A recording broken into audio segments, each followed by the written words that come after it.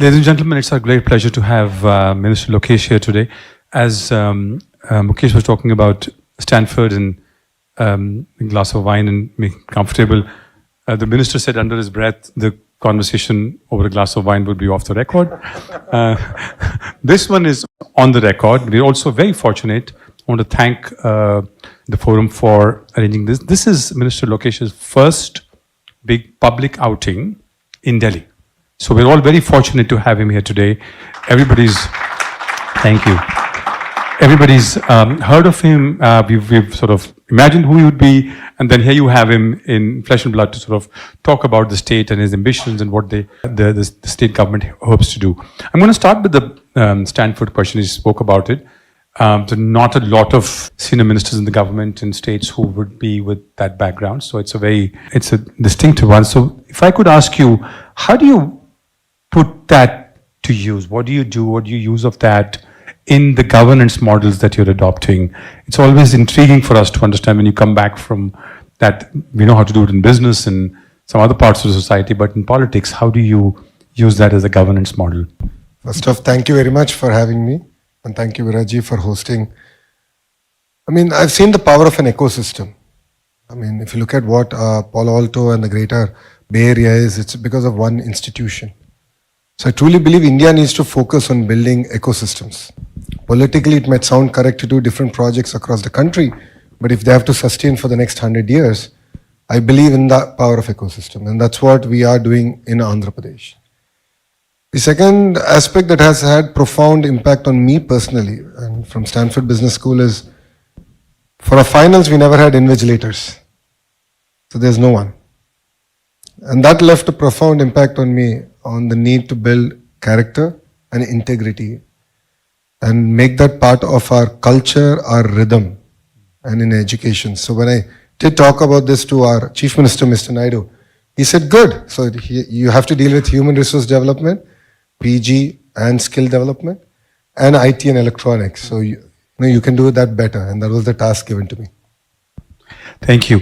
I'm going to jump right into another project that Andhra has taken immediately after election, something that is quite unique. The Prime Minister has announced the Viksit Bharat project, which is 2047. And then Andhra, as one amongst the first states to have announced what is called Swarna Andhra 2047. This is a very unique state-level project, also very much in keeping with Mr. Naidu's vision, pioneering everything, going out there, doing it, taking the big targets, putting it down for themselves, for the bureaucracy, for the stakeholders, businesses, and has a lot of sectorial policies that are in that. I'm told there is industrial policies, renewable energy, IT, GCCs, data center, cloud, building on the vision of a tech-driven Andhra. If you could elaborate a little bit about that, because it's not, I think it's one of the few and unique propositions from a state.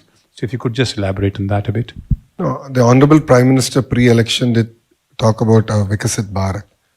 And taking a leaf from that book, we said, let's now focus on Viksit Andhra Pradesh. And we broadly laid out the vision of what we want to achieve. And then we are now going back to our electorate and asking feedback on what we should do. So it's a people-led movement.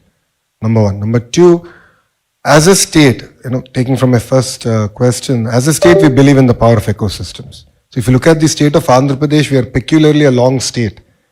We have the second longest coastline. So each district is a geography for administration in India.